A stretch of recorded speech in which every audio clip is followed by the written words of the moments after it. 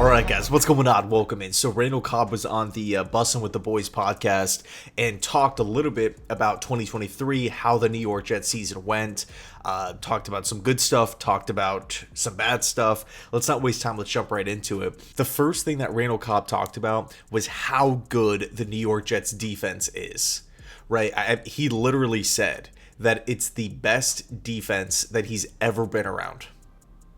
Think about that for a second. Randall Cobb, who's been around for years, who's been on multiple teams, last season's defense was the best defense that he's ever been a part with. You know, he didn't have to say that. He could have said, yeah, they're great. Yeah, they're really, really good. Or, you know, they have a bunch of good players. But to go that far, to me, says something. And what's crazy is you look at this season for 2024, I feel like on paper they've gotten a lot better with Chuck Clark coming back healthy, with another year of experience for guys like Michael Carter, Quincy Williams, Sauce Gardner. You look at the defensive line, this is where the most changes happened. Hopefully this Hassan Reddick thing gets figured out. I do think it will in time.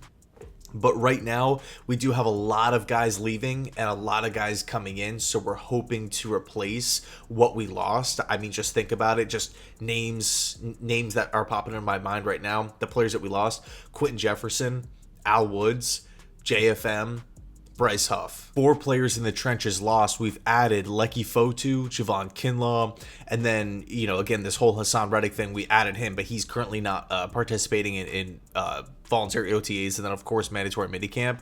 We'll see what happens when training camp rolls around, which is in late July.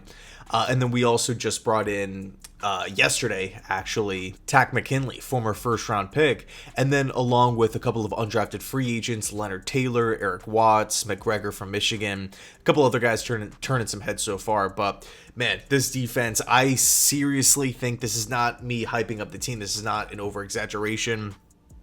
I hope it doesn't come across as like a homery type of statement, but I really feel like this Jets defense, when it's all said and done, will be a top 2 to 3 unit in football. That's how high, I would not be surprised in the slightest if this is the best defense in the NFL. Would not be surprised in the slightest. Randall also went on and raved about specific players, right? Talking about Breece Hall, saying that he's underrated. Talking about how he's one of the best running backs in football. People don't understand how good of a running back he is. I'm right there with Randall as far as, how highly I think of Breece Hall. I think he's without a doubt a top 5 running back in the league. I think he can hurt defenses in so many different ways. Loved him back at Iowa State. He talked about Garrett Wilson and also threw in that if he had, if Aaron Rodgers is going to be throwing the football to Garrett Wilson, he's going to be a major problem. In a good way for the Jets this year. So there was a lot of praise that Randall was throwing in a bunch of different directions at specific players. But when the topic of Aaron Rodgers getting hurt 4 plays in, Cobb was talking about just him being devastated, Aaron being devastated, and how really the Jets put so much into last year. Like, it was like an all-in year for them, that it was just catastrophic for the team when Rodgers went down. And of course, like, we kind of know that, but it is cool to hear somebody behind the scenes, somebody who was a part of it, somebody who only signed that 1-year deal and knew Aaron prior to this Jets endeavor, that he came in and confirmed that. Now, for me, it is pretty eye-opening, right? Because when I think about myself, back when the injury happened, week 1, week 2, week 3, the early parts of last year, and just all of the problems with the Hackett play calling, with the offensive line, with the injuries, with Zach, so many, the total lack of leadership from Saul and Co. Like, there was so much dysfunction, so many negative things happening.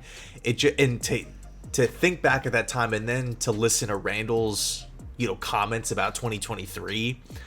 Just how the Jets put so much stock into Aaron Rodgers, so much stock into that 1 year. It just makes you ask the question, why couldn't we have been better prepared in the event of this catastrophic injury? And it's not to say that, if the Jets would have signed Carson Wentz or Joe Flacco, that we would have made the playoffs and won the Super Bowl or anything like that. But I do feel like we could have been better prepared. We should have been better prepared. But it's in the past. Hopefully everybody learned their lesson here and we can move forward into 2024. as a more well-rounded team, as a deeper team, which I believe the Jets have done this offseason. Whether you want to talk about offensive line, you could talk about replacing all those defensive linemen, which we were just bringing up before. We could talk about adding Tyrod Taylor, drafting Jordan Travis. So I love the depth, right? Depth at running back. We have 4, arguably 5 good enough players to, make an NFL roster, and we have to cut down the room. So I think we're in a really, really good position. Not the perfect roster, but we are. I love the 2024 roster compared to 2023.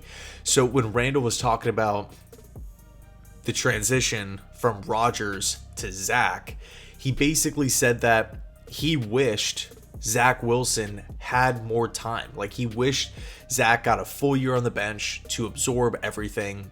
Also referenced the Jets putting Zach out as a rookie quarterback and how he never really had like a major opportunity to sit, learn, absorb the NFL game, watch, a true pro go about his business and dissect the defense, watch a guy like that in practice. Cobb said, he had a month to do it, but a full season would have really, really benefited him, and also said he wished him well in Denver. But at the same time, he was transparent about the problems that the Jets had a year ago. At one point in the interview here, he said that the Jets would get the ball at the 50, and he would pray to get a field goal.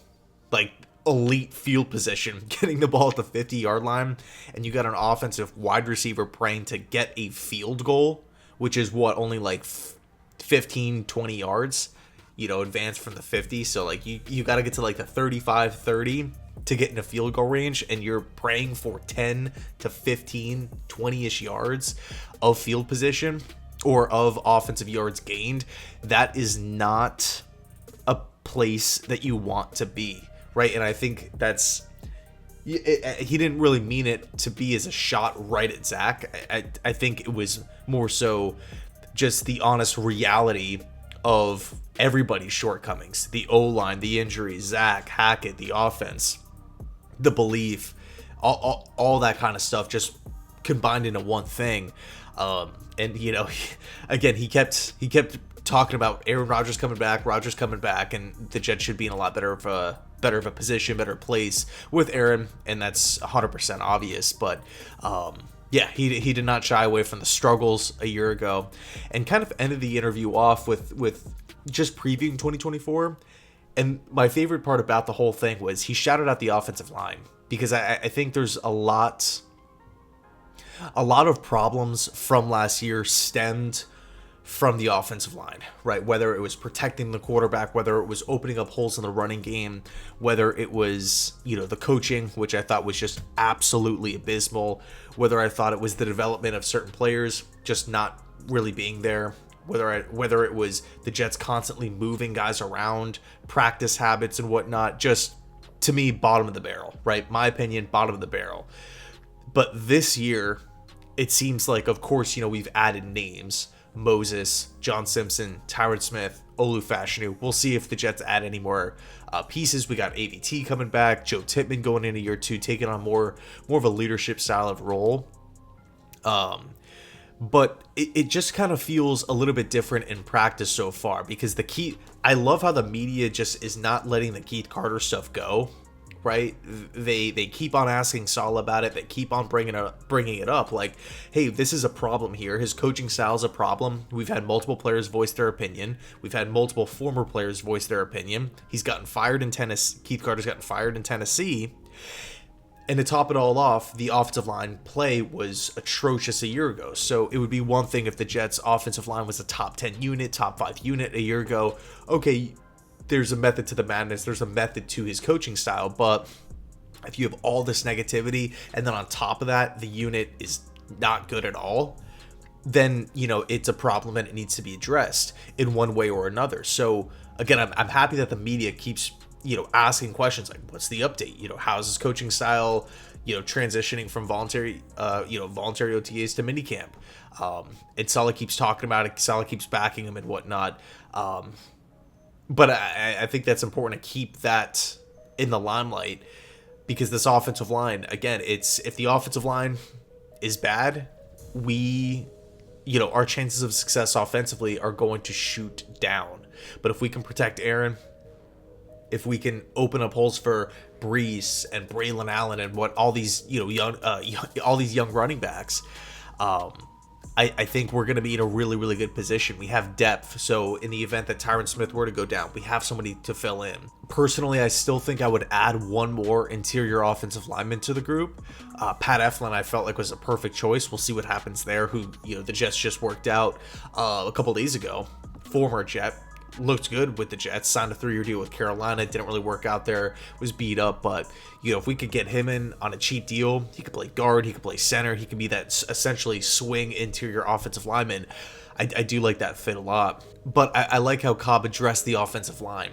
They're going to be a lot better because the offensive line is going to be a lot better too. So anyway, let me know your thoughts down below in the comment section. Thanks so much for watching. I appreciate it. And as always, go Jets.